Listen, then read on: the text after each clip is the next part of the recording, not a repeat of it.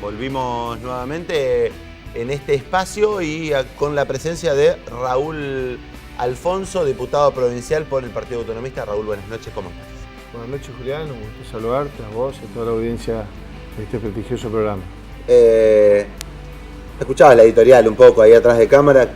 ¿Te parece que es así? ¿Las estructuras partidarias provinciales fueron perdiendo fuerza en el último tiempo, después de la crisis del 2001 y en este proceso de profundización de la democracia, por un lado, pero desestructuración de lo que es la fuerza partidaria tradicional, por lo menos? Mirá, yo en algunas cosas coincido, en otras no.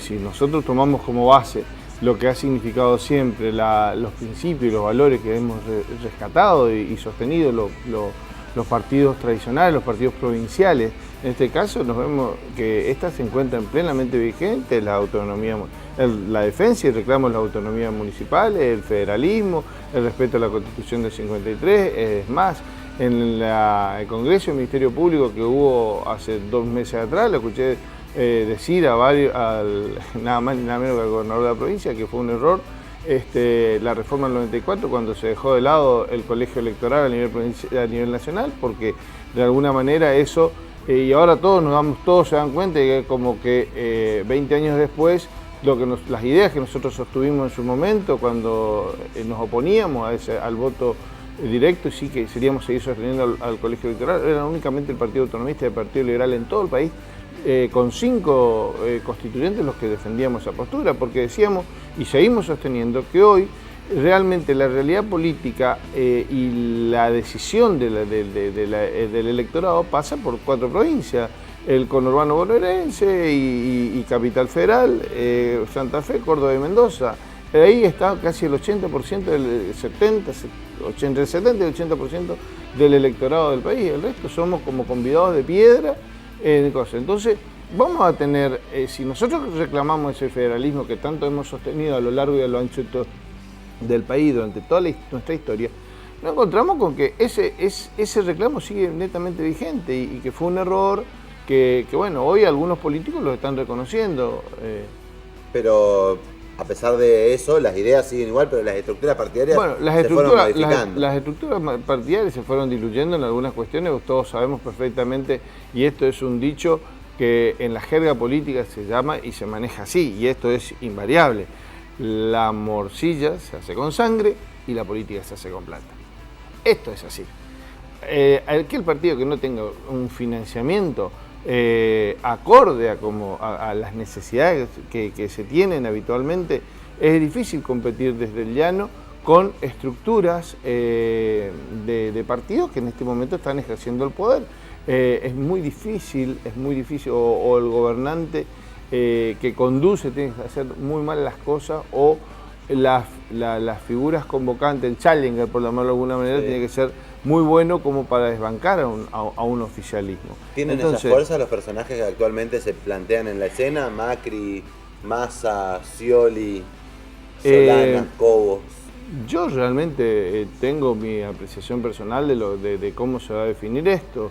Yo creo que de alguna manera Massa se viene cayendo, pero además fijémonos a ver un poquito, cuando hablamos un poquito del tema ideológico, ¿cuál es el origen de Scioli? El justicialismo. ¿Cuál es el origen de Massa? El justicialismo. ¿Y cuál es el perfil de Macri? El justicialismo, porque nunca fue un hombre de centro. Sí, cercano, es más cercano al menemismo. Es más cercano al justicialismo, menemismo, que a cualquier otra fuerza política. Entonces quiere decir que hoy por hoy manejan casi el 90% de las aspiraciones de los posibles presidenciables. Entonces, y dentro de ese esquema, uno puede ser más bonito que el otro, uno puede ser más moderado, menos moderado, uno puede responder en forma directa a lo que hoy se denomina como el kirchnerismo, pero en definitiva la esencia es la misma. El justicialismo yo creo que ha tenido la habilidad de construir su propia oposición. En ese sentido se diluyen ese conglomerado que unen con todo esto, y pasó lo que todos sabíamos que iba a pasar, se iban a pelear entre ellos, y en definitiva todo eso propicia que yo, sin lugar a duda, a lo mejor me equivoque, pero es lo que hoy pienso y sostengo, el próximo presidente de los argentinos va a ser Daniel Scioli. ¿Es imposible pelearle al peronismo? En ese esquema que ellos arman y que ellos mismos se paran enfrente y generan toda esta interna, decía Noel Blear, la interna partidaria que vivirá el país con 2 opciones peronistas. Yo creo que digo con 3, porque yo de 3 bueno, opciones... pero una segunda vuelta, por ejemplo. Sí. Y bueno, habrá que ver un poquito esta cuestión. Yo creo que lo leí ayer, Scioli no está muy lejos de ganar en la primera vuelta.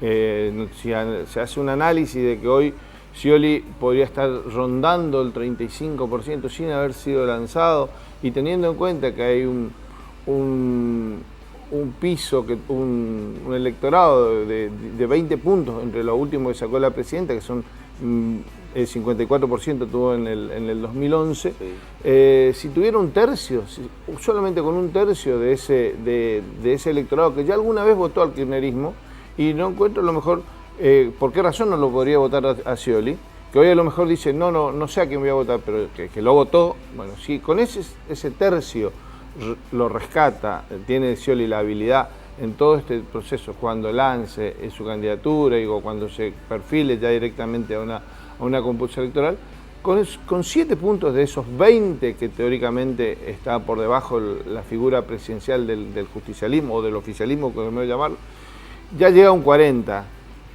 La clave está en que ninguno de los otros llegue a 30, entonces con ese porcentaje ya directamente Scioli puede llegar a ganar en primera vuelta.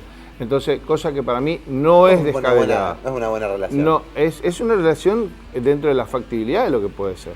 Yo, más allá de todo eso, uno puede compartir o no compartir algunas visiones, algunas ideas, pero fijémonos también un poquito qué es lo que está pasando en la casa de los vecinos. Fijémonos lo que pasó en Uruguay, fijémonos esta chica que venía en Brasil, que todo el mundo... No, la otra, la que salió tercera. Ajá. Que era la gran ganadora, la favorita, y salió tercera. Y Dilma retuvo. Entonces, ¿y eso cómo va a incidir eso?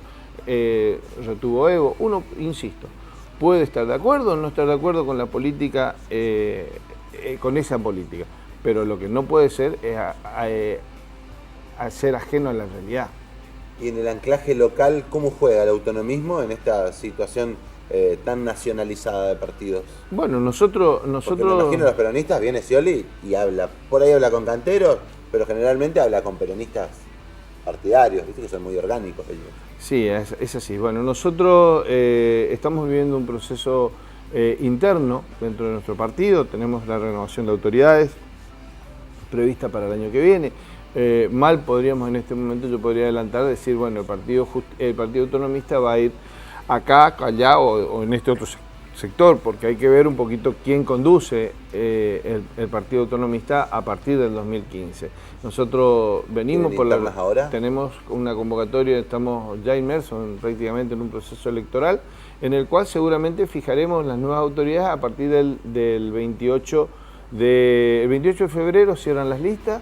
Ahí sabremos si hay una lista única o si hay elecciones internas. De haber elecciones internas se darán el 28 de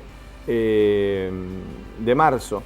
Y bueno, a partir de ahí, con las nuevas autoridades serán las que van a fijar el rumbo político de acompañamiento o no. Lo único que puedo decirle, yo no sería muy respetuoso de adelantar una opinión de qué va a hacer el partido. Sí creo, y reitero, ¿qué opina Raúl Alfonso? Raúl Alfonso opina que el acompañamiento a Daniel Scioli debería darse. Pues, es realmente una persona que tiene un proyecto diferenciador, la continuidad de todo un sistema, pero con algunos cambios muy importantes.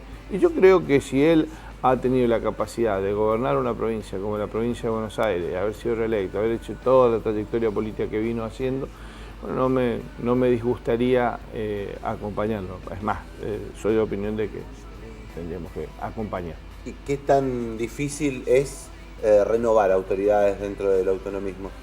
Ahí se acercan sectores nuevos, digamos, nosotros en esta vorágine de jóvenes militando, por ejemplo. Nosotros venimos trabajando internamente dentro del partido y viendo un poquito de qué es lo que pretendemos con eso que en algún momento comenzó como otro autonomismo, que fue nuestro eslogan del año pasado, manteniendo los principios y las banderas que nos hicieron un partido fuerte, un partido creíble, un partido con principios básicos, y anclados en la sociedad correntina. Nosotros esos principios son inalienables, nosotros los seguimos sosteniendo, los seguimos defendiendo. De hecho, cuando una de las cuestiones más importantes y emblemáticas de lo que sucedió en los últimos tiempos en la Cámara de Diputados, cuando el punto de coparticipación del gobierno provincial, nosotros creíamos que atentaba contra la autonomía de los municipios, nosotros dijimos no, señor gobernador, le votamos en contra por el rechazo porque consideramos que avanzaban. Y eso es sostener en la práctica lo que declamamos en la ideología. Entonces, desde ese punto de vista, pero también somos realistas de que hoy la cuestión comunicacional y la forma de llegada a la sociedad es muy importante. Nosotros hoy necesitamos, cuando nosotros hablamos de otro, necesitamos ayornarnos y no significa que tengamos que borrar y correr absolutamente todo. Yo creo que hay que ir dándole matices, cosas importantes, la incorporación de nueva tecnología, de saber cómo vamos a llegar a una juventud. Nosotros tenemos que tener cuestiones importantes de cómo referenciarnos con... Fíjate vos, en el 2017 se van a incorporar, para el 2017, 100.000 jóvenes nuevos votantes, personas chicos que hoy tienen 14 años. Entonces, cuidado, que en el 2017, a lo mejor, pero en Corrientes votan a partir de los 18. A lo mejor no serán 100.000 los que voten para las provinciales, pero podrán ser seguramente 70 o 60.000 votantes nuevos. Ahora hay muchos proyectos que pueden modificar esa realidad. Exacto. Ahora bien, ¿cómo llegamos un partido como el nuestro, un partido centenario, un partido que ha sido baluarte y que tiene obras como para exhibir de los gobiernos que ha tenido? ¿Cómo llegamos a esa sociedad? Si nosotros no nos ayornamos, si nosotros no nos reformulamos como partido político, seguramente vamos directo a una extinción.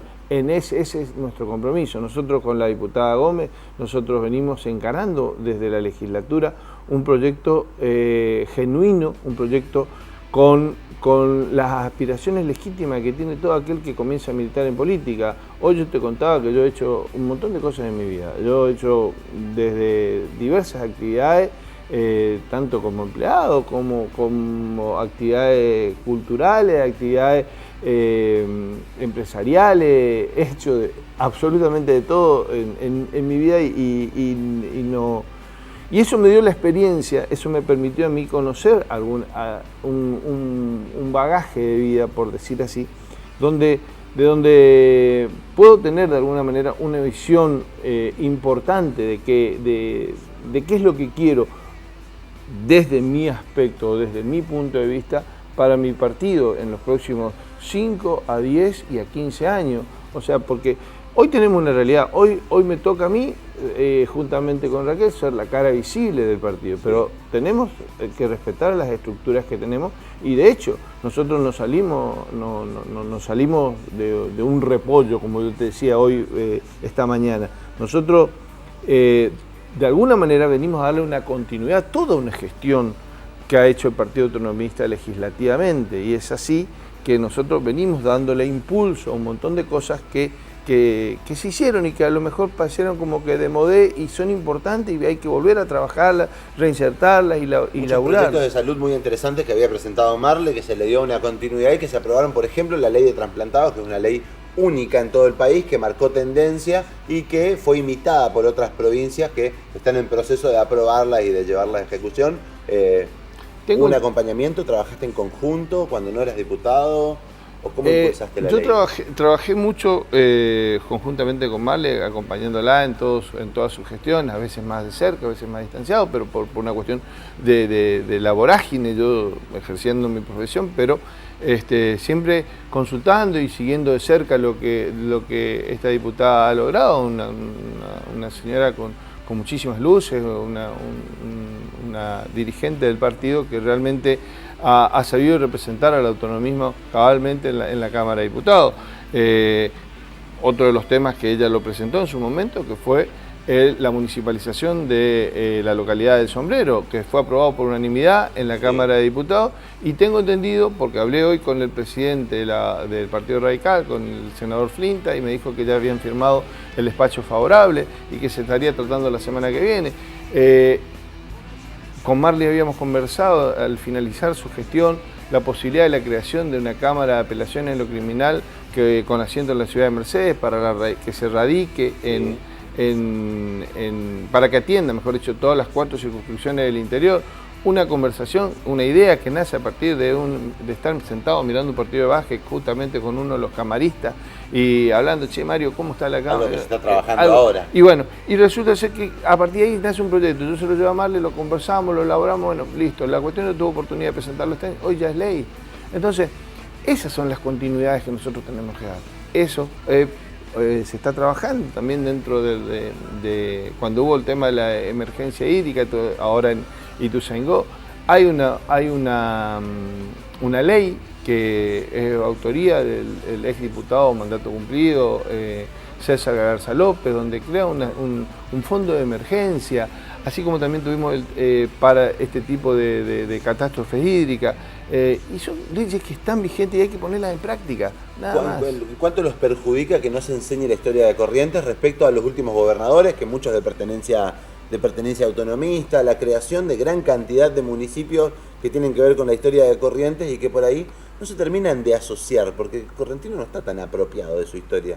Realmente, brevemente, porque nos tenemos que ir a un corte, sí. ¿Pero los perjudica? Y de alguna manera, cuando la gente quiere esconder alguna realidad, no las nombra. Y yo creo que tampoco la realidad la pueden ocultar con un dedo. La gente sabe cuáles son las obras que ha hecho el autonomismo o los partidos provinciales en los últimos 30 años de democracia. Y podemos hablar de mucho más con anterioridad. Fue un partido que desde la época de Vidal ha propiciado la colonización. Vidal, por ejemplo, poca gente sabe quién era Vidal, todo lo que generó Vidal en Corrientes. Exactamente, pero bueno, es importante resaltar esa figura y retraer de que hoy vemos cuestiones que están a la vista y que hoy las disfrutamos, como la Costanera, como lo que ha sido el Teatro Vera, como el Instituto de Cardiología. Todas son obras que se han hecho en gobiernos de alguna manera encarados por el Partido Autonomista, y sin embargo, bueno, hoy no tienen a lo mejor la trascendencia o la trayectoria porque la gente hoy consume. Hoy la gente consume, nada más. Ya venimos de vuelta, me interesó eso de que la gente hoy consume y cuánto consume de medios de comunicación y si esto alcanza para generar espacios políticos, partidarios o encumbrar candidatos como tanto se denuncia desde algunos sectores políticos. No se vaya, en el próximo bloque un poco más de Raúl Alfonso y ya en breve Ramiro Osuna también con todo lo que tiene que ver con los nuevos espacios para el chamamé joven.